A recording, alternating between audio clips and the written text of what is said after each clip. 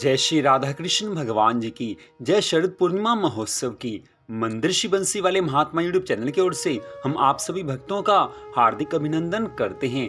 आज हम आपको सुनाने जा रहे हैं शरद पूर्णिमा की बड़ी सुंदर कथा कि जिस कथा को सुनने मात्र से माता महालक्ष्मी अनंत कृपा करती हैं, घर में सुख संपत्ति का वास होता है। इससे पहले आप शरद पूर्णिमा के व्रत की खीर वाली कथा हमारे चैनल पर सुन चुके हैं, तो अब दूसरी कथा आज हम आपको यहाँ पर सुनाने जा रहे हैं। आपको मालूम है कि शरद पूर्णिमा को रास पूर्णिमा भी कहा जाता है और इसको कोजागरी पूर्णिमा भी कहा जाता है। इस वर्ष 2021 में शरद पूर्णिमा 19 अक्टूबर दिन मंगलवार की है। शरद पूर्णिमा इस वर्ष 19 अक्टूबर दिन मंगलवार की है। पूर्णिमा तिथि का आरंभ 19 अक्टूबर दिन मंगलवार को साय 7 बजे से हो जाएगा और पूर्णिमा तिथि का समापन 20 अक्टूबर दिन बुधवार को रात्रि 8:20 पर हो जाएगा। तो इसलिए जो शरद पूर्णिमा है वो 19 अक्टूबर की मानी जा रही है, क्योंकि शरद पूर्णिमा का त्योहार रात्रि का होता है। इसलिए 19 अक्टूबर की पूरी रात्रि पूर्णिमा तिथि है। इसलिए शरद पूर्णिमा इस वर्ष 19 अक्टूबर दिन मंगलवार की है। तो अब हम आपको सुनाने जा रहे हैं शरद पूर्णिमा के व्रत की कथा कि जिसको सुनने मात्र से भगवान श्री राधा कृष्ण जी की और माता महालक्ष्मी की अनंत कृपा होती है। तो वो कथा इस प्रकार है। बहुत पुराने समय की बात है, प्राचीन काल की बात है कि एक बार देवऋषि नारद जी विष्णु लोक में नारायण नारायण कहते हुए पहुंचे हैं और वहां पर श्री हरि विष्णु भगवान जी की स्तुति वंदना भक्ति भाव से करने लगे हैं। तब भगवान विष्णु प्रसन्न होकर प्रकट हुए और कहने लगे हैं, हे मुनि श्रेष्ठ, कैसे आपने याद किया? आप तो काफी समय के बाद श्री विष्णु लोक में आए हैं।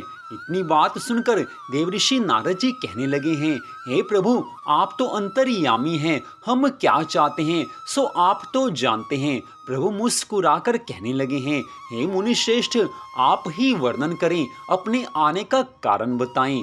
देवऋषि नारद जी कहने लगे हैं, हे प्रभु, जैसी आपकी आज्ञा। हे प्रभु, मैं मृत्यु लोक से चला आ रहा हूँ। वहां मानव की व्यथा मेरे से देखी नहीं गई, सब लोग वहां पर दुखी हो रहे हैं। भगवान कहने लगे कि आप क्यों दुखी हो रहे हो? यह तो अपने अपने कर्मों का फल है। जैसे जिसने कर्म किए हैं उनको वैसा फल मिलेगा ही मिलेगा। देवऋषि नारद जी ये सुनकर कहने लगे हैं, हे प्रभु, वहां पर सब मानव बहुत दुखी हैं, आपको उनके कष्टों को दूर करना ही होगा। तो यह बात सुनकर श्री हरि विष्णु भगवान जी कहने लगे हैं, हे देवऋषि नारद जी, अगर ऐसी बात है तो सुनो, मैं तुम्हें शरद पूर्णिमा के व्रत की कथा को सुनाऊंगा, जिसे कोजागर व्रत भी कहते हैं। उसकी विधि भी बताऊंगा। इसके विधि विधान से करने से सभी कष्ट दूर हो जाते हैं, मनुष्यों के सभी दुख दूर हो जाते हैं। सो तुम ध्यान लगाकर इस कथा को सुनो। हे देवऋषि नारद जी, एक बार की बात है, मथुरा नगरी में सुभद्रा नाम की एक पंडिताइन रहती थी। वह शरद पूर्णिमा का व्रत रखती थी। भगवान उससे प्रसन्न हुए और मनोवांछित वरदान देते हुए कहा, इसकी विधि विधान सभी को बताइए। तब वह एक साहूकार को यह व्रत की विधि बताती है। साहूकार ध्यान से सुनने लगता है। सुभद्रा कहने लगी, मैं शरद पूर्णिमा का व्रत करती हूँ, यह उसी का फल है। साहूकार ने पूछा, इसकी क्या विधि है? सुभद्रा कहने लगी है कि एक लकड़ी के पटरे पर एक लोटा पवित्र जल भरकर रख लें, एक रोली से स्वास्तिक चिन्ह लोटे पर बनाइए। इसके बाद पीतल के गिलास में गेहूं के दाने भरकर रख दें, गिलास पर दक्षिणा चढ़ावें। इसके बाद स्वयं तिलक लगाएं। इसके बाद 2.5 पाव शक्कर 2.5 पाव खोवा दोनों को मिलाकर 6 पेड़े बनाएं और पूजन करके एक पेड़ा प्रभु को चढ़ावें, दूसरा पेड़ा स्वयं अर्थात पति देव ग्रहण करें, तीसरा पेड़ा अपने मान दान को दें, जैसे भांजे भांजी ननद बहन आदि को दिया जाएगा। चौथा पेड़ा अपनी सहेली से बदलें, यदि सहेली ना बदले तो मंदिर में चढ़ा देवें। जो सहेली 6 मास तक व्रत रखे उसे ही पेड़ा दें। 5वां पेड़ा घर के सदस्यों को बांटें। 6ठे पेड़े के 6 भाग बनाएं। पहला भाग तुलसी जी को चढ़ावें, दूसरा भाग गौ माता को खिलावें, तीसरा अहीर को देवें, चौथा गर्भवती स्त्री को देवें, पांचवां राहगीर बालक को देवें तथा छठा कुंवारी कन्या को खिला दें। इस प्रकार 6 पेड़ा वितरित करें। लोटे में रखे जल से चंद्र उदय होने के समय चंद्रमा को जल चढ़ावें। घर जाकर साहूकार ने अपनी पत्नी को यह व्रत रखने के लिए कहा। तब उसकी पत्नी ने व्रत की विधि पूछी। व्रत की विधि जानकर तब उसने व्रत शुरू कर दिया, जिसका फल यह मिला कि साहूकार के यहाँ 2 कन्याओं का जन्म हुआ। बड़ी का नाम सावित्री और छोटी का नाम चंद्रमुखी था। दोनों भगवान की भक्ति के कार्यों में रुचि रखती थी और प्रतिदिन भगवान का पूजन करती थी। दोनों का विवाह संपन्न घराने में कर दिया गया। दोनों बहनें शरद पूर्णिमा का व्रत रखती थी। सावित्री पूरे विधि विधान से व्रत रखती थी, अतः उसे सुंदर संतान की प्राप्ति हुई। इसके विपरीत उसकी बहन चंद्रमुखी अधूरा व्रत रखती थी, जिसके कारण उसको यह फल मिला कि उसके पुत्र कुछ दिन जीवित रहकर स्वर्ग सिधार जाते थे। इस कारण चंद्रमुखी सदा दुखी रहती थी। आखिर में एक दिन चंद्रमुखी एक ज्योतिषी से इसका कारण पूछने लगी। तब ज्योतिषी ने कहा कि तुम अधूरा व्रत रखती हो, तुम शरद पूर्णिमा का अधूरा व्रत रखती हो, इस कारण तुम्हारी संतान स्वर्ग को प्राप्त करती है।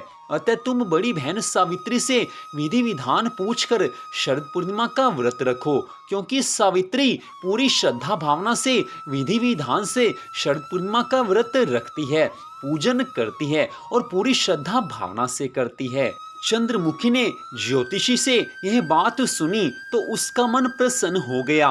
वो सोचने लगी कि अब तो अपनी बड़ी बहन से मैं सारी विधि पूछकर पूरी श्रद्धा भावना से व्रत रखूंगी। समय व्यतीत होने के साथ साथ प्रत्येक वर्ष की तरह अगले वर्ष भी शरद पूर्णिमा फिर आई। चंद्रमुखी ने फिर अधूरा व्रत किया, क्योंकि वह उस बात को भूल चुकी थी और उसका फल यह मिला कि उसका पुत्र फिर से मृत्यु को प्राप्त हुआ। चंद्रमुखी ने अपने मृत पुत्र को पटरे पर लिटा दिया, जिस पर वह पूजा करती थी। संयोग से प्रभु इच्छा से उसकी बड़ी बहन सावित्री उसी दिन उसके घर पर आई। उसने तुरंत प्रभु का नाम लेकर मृत बालक के सिर पर हाथ फेरा तो वह जीवित हो उठा। चंद्रमुखी खुशी से नाच उठी। तब उसे शरद पूर्णिमा के व्रत का महत्व समझ में आ गया। उसने तुरंत प्रभु से क्षमा मांगी, बारंबार प्रभु के चरण स्पर्श करने लगी है और कहने लगी है कि हे प्रभु, अब मुझसे भूल कभी नहीं होगी। अब मैं पूरे विधि विधान से व्रत रखा करूंगी। मैंने जो भूल पहले की है उसके लिए आप मुझे क्षमा करें। भगवान के शिव विग्रह के सामने उसने यह प्रार्थना की और उसके बाद उसने अपने सभी पड़ोस में सगे संबंधियों को शरद पूर्णिमा के व्रत करने की सलाह दी और व्रत की संपूर्ण विधि सबको विस्तार पूर्वक समझाने लगी। अतः इस व्रत के करने से प्रत्येक स्त्री और पुरुष सभी की मनोकामनाएं पूरी हो जाती हैं। श्रद्धा भावना से अगर इस व्रत को रखा जाए तो घर में सुख संपत्ति का वास होता है, धन संपत्ति घर में आती है।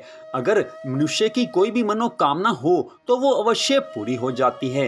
भगवान अपने भक्तों को सब तरह के सुख प्रदान करते हैं।